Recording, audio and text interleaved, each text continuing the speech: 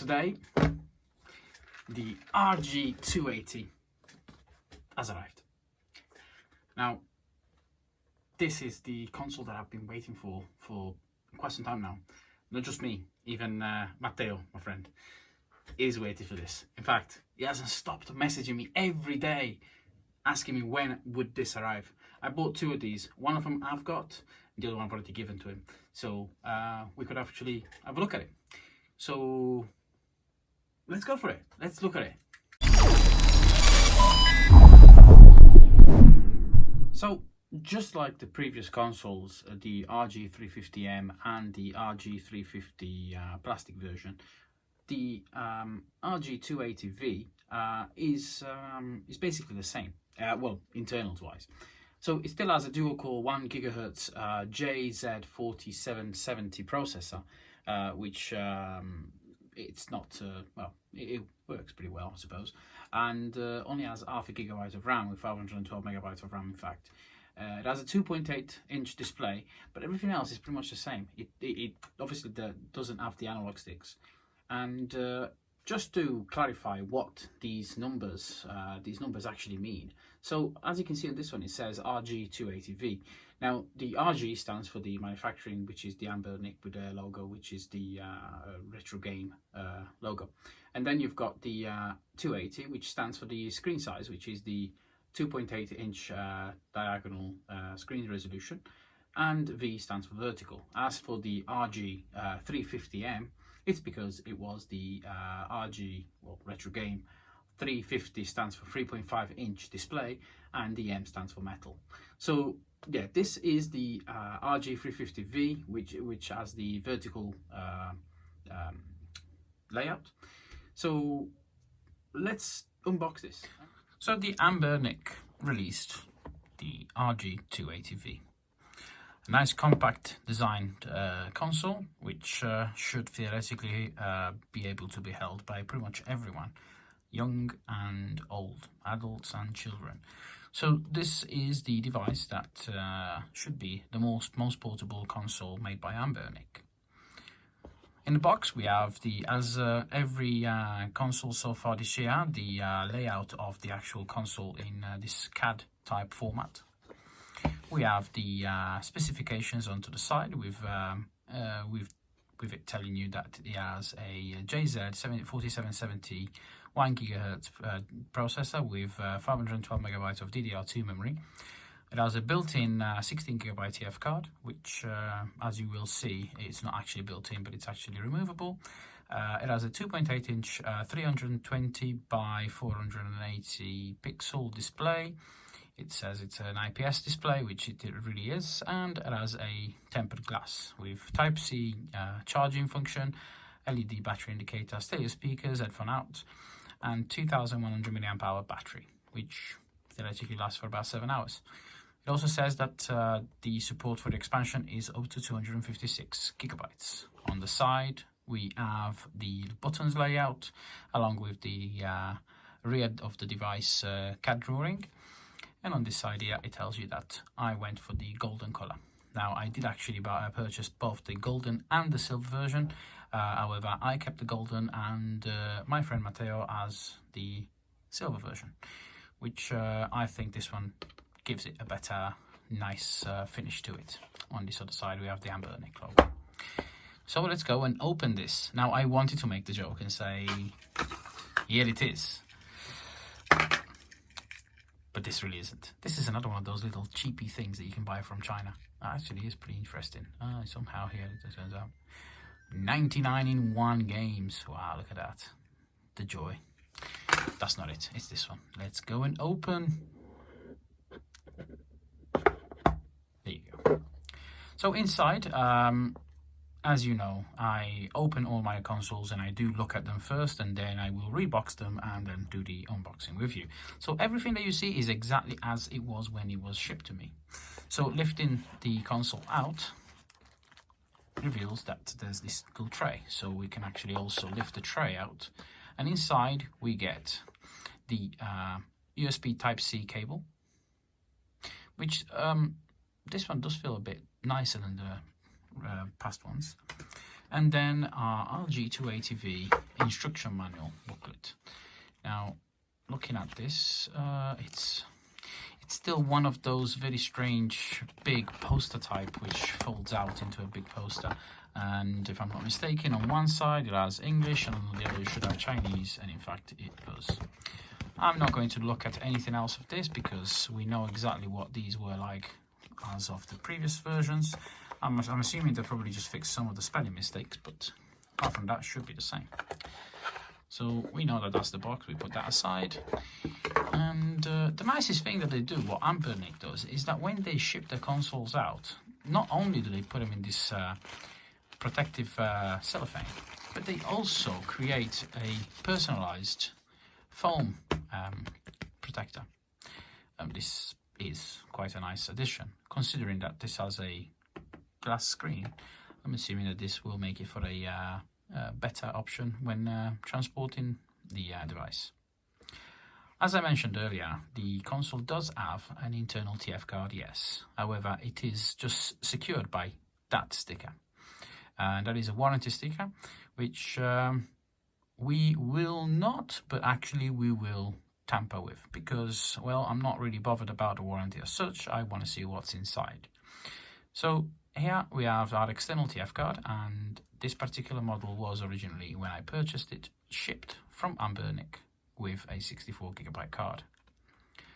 This gives you some of the games preloaded inside and allows you for everything else. So on the side, what do we have? We have our shoulder buttons, which have a nice clicker feel. We have our headphone jack. We have our USB Type-C, which also doubles as the charging, and for data transfer. We have a volume button, which is a physical button and does feel quite nice as well. The 2 TF card slot, one internal, one external. A lanyard hook. And on this side, we have a reset button along with the power button. On the front of the device, there is a 2.8-inch diagonal display, which is glassed and slightly 3D raised. And as you can see, it's quite nice. It's got a nice feel to it. It's got a nice color to it. It does feel and look really nice. We have our D-pad, which on this version I have to admit is one of the best. It feels really, really good. It feels as it should. It has a nice click to it, a nice feel. And our X, Y, B and A buttons, along with the start and select on the front.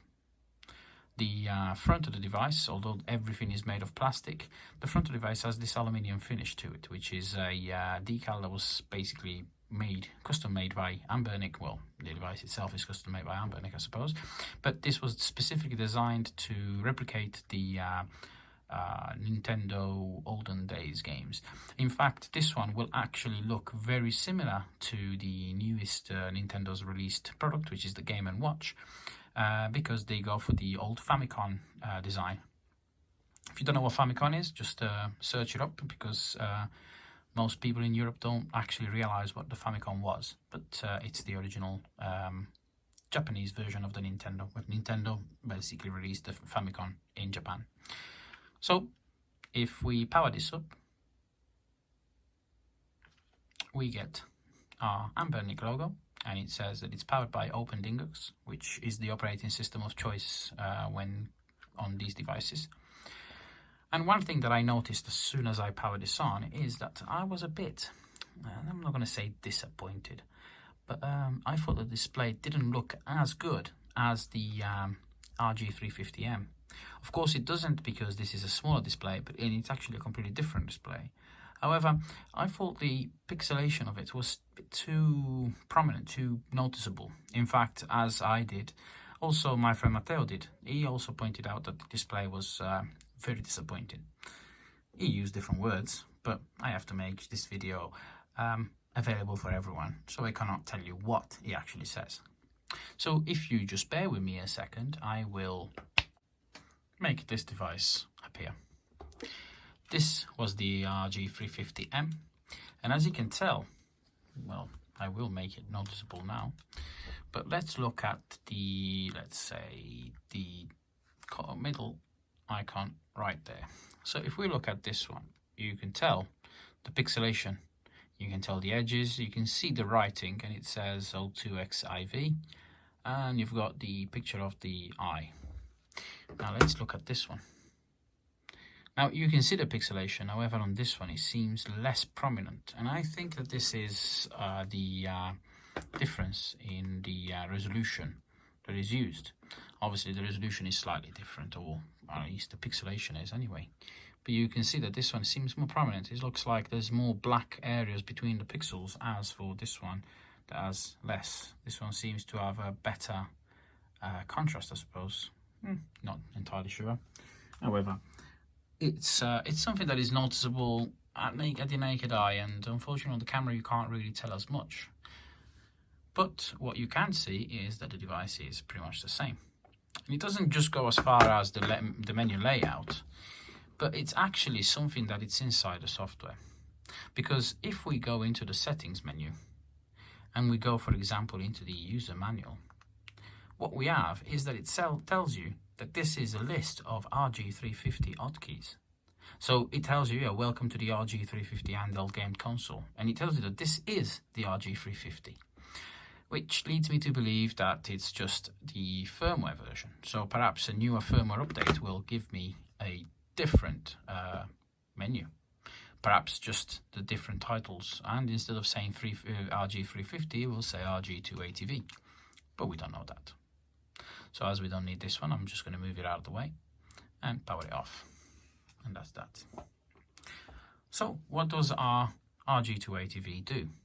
Well, it has the same exact emulators that every other RG350, 350M, and well, actually, as a matter of that, I would go for pretty much every ANBERNIC console apart from the RG350P. Will have the same emulators. So I'm not really going to be a need to show you anything, but let's go for something that is a bit more pushy. So let's go for, well, I'm not going to go for Metal Gear Solid, but as I usually do, I go for Gran Turismo. So let's load Gran Turismo.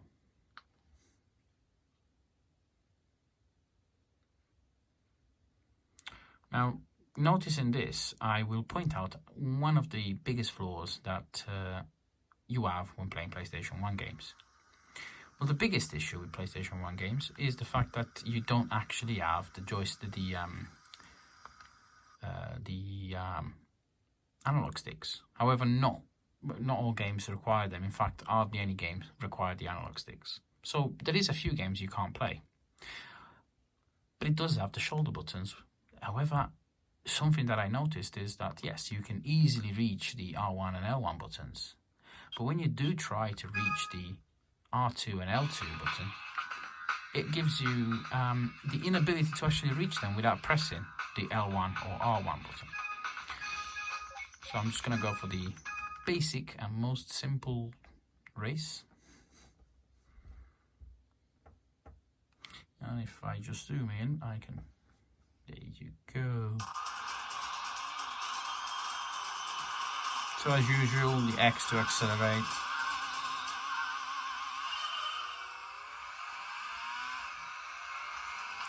So Matteo did point out that on his device he had problems with frame rate, and that the game seemed felt a bit too much emulated.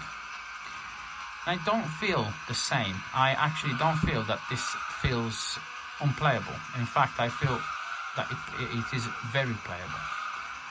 At this point, I'm playing Gran Turismo. It's not so intensive or graphics intensive game, but it is an intensive game nonetheless.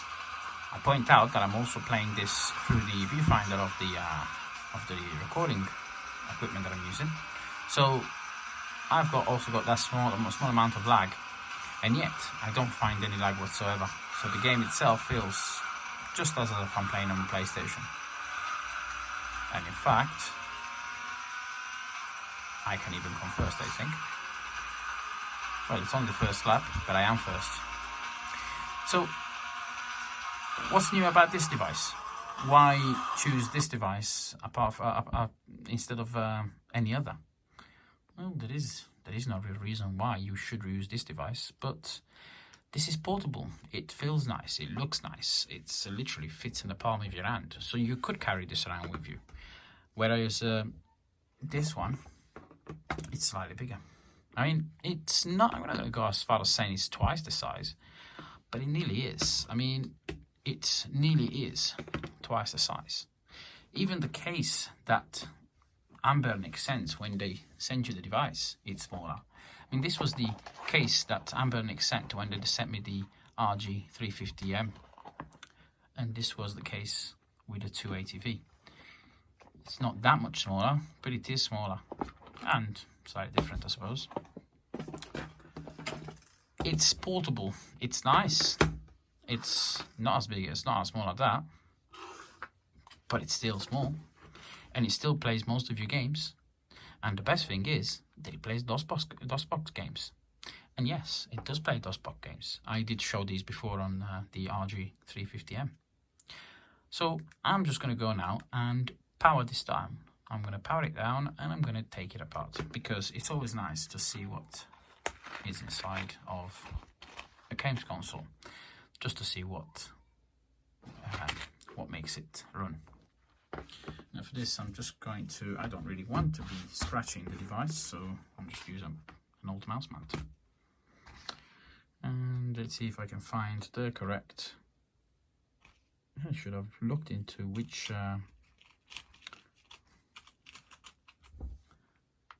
one fits. Oh, on the first go.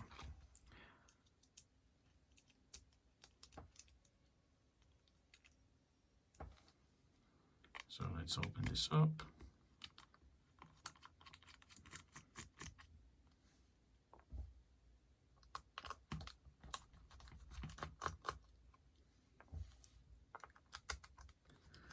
And to open this up, there literally is just the 4 screws. Nothing else, just like the other devices. So the theme keeps on going on with every other device that they have. The original ones, which was the RG350, originally had the SD card literally on the inside, whereas this one has it on the outside. So we have these little tabs on the sides, which should allow the device to actually open. However, it makes it a bit difficult.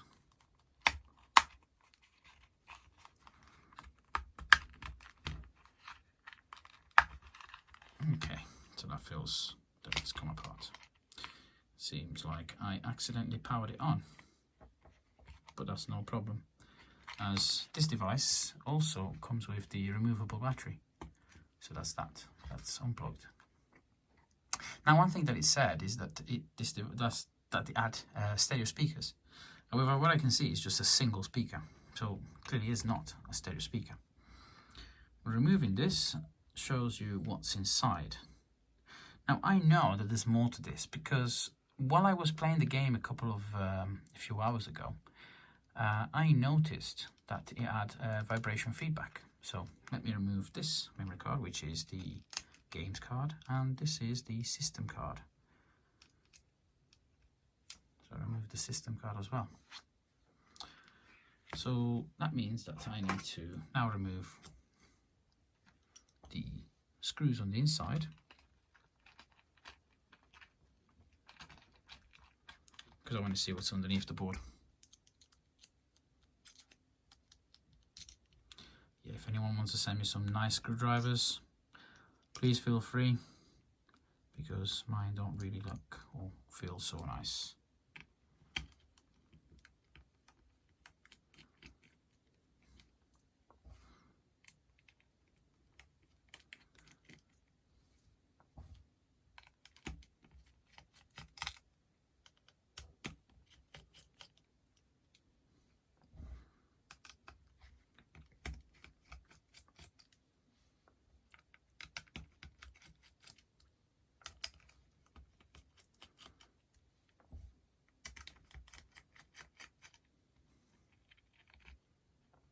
Okay, now we have the ribbon cables, which has the ribbon along with the backlight.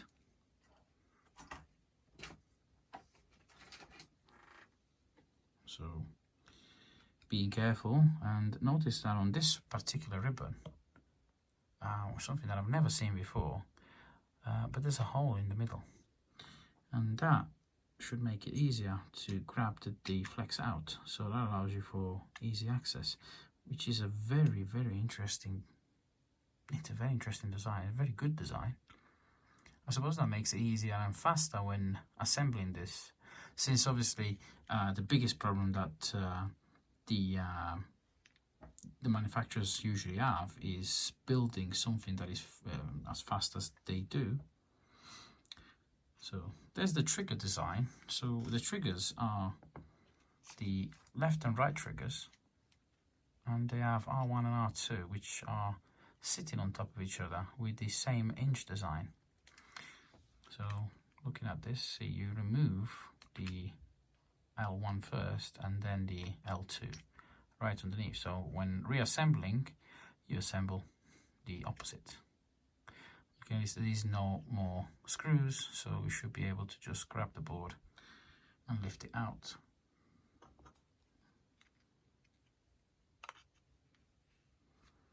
It does feel like it is coming apart. Let's see, it probably comes from underneath. So yeah, it does.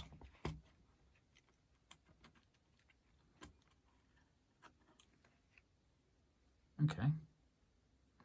And there's our mystery. The vibrator motor. The vibrator motor is literally soldered on the board. We have some shielding tape at the back of the screen, because there is components on there. And there's quite a few components on here actually. There's quite a lot. There's quite a lot going on this. I opened up recently the PowerKey DQ90, and that literally had a system on chip, and there was nothing else on there. Everything was on the chip. There was nothing else to it. Well, this does seem to have a better design, as in it has a lot of discrete components, but also has quite a few interesting test points. So it'll be nice to see whether there's a possibility to add things to this. However, the vibrator motor, as I can see, it's soldered and stuck directly onto the board. So I knew there was the vibrator motor because when playing the games I could feel the haptic feedback. Well, like I usually like to do in these cases, I need to reassemble this. And what better way to reassemble than to just do this? So it seems that just my clicking of the fingers allows for self-assembly. I should try that with more gadgets. Perhaps I can just reassemble stuff without noticing it. Anyway, the last few things to do I will do without magic, and just assemble the battery by placing the connector in. And then it's just a case of us aligning the case at the top and clicking the 3 sides down. So that's done, and we can then put our card in there, which goes all around, of course. 1 and 2. And then since there is still the left the other screws, let's go for these, and that's it. So 1, 2,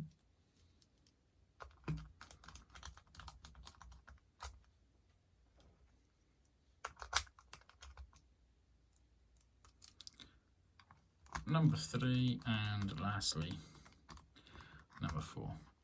So yeah, it's slightly misleading just for the fact that it says stereo speakers, and unfortunately we know that it does not have stereo speakers. However, it may just be that it's using both the stereo channels into one single device. It may do, it may not. And that's the console reassembled. So what have I got to say about this? Well, it's nice, it's cute, it works. It's not it's not too bad. I'm going to say it's not too bad. What does Matteo say about this? Well, Matteo was disappointed in this. He was disappointed because as far as he's concerned, it's just as bad as the others and doesn't really do much more. I think it's good though. I actually like it. And you should too. So, who is this for? Well, this is for anyone who wants to carry around a console that is small, light, portable, and especially anyone who wants to play Game Boy games. Because if you like Game Boy games, then believe me, this is the best way to play Game Boy games. If we play this, it's just as if you're playing on the real thing. And you don't have to worry about batteries. So I will leave you with this, and this has been the Techno Reviewer. I hope you enjoyed this video, and if you did, please remember to subscribe. Please remember to leave comments below and like and share it with your friends, and come back and watch it again, and perhaps you want to share the information to everyone else. So have a nice day, and for anyone who's interested, just watch the other videos. There's more to come. Bye bye.